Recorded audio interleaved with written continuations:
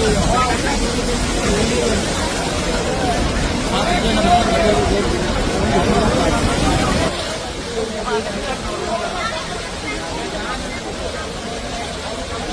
korang malah ini pola lah kan.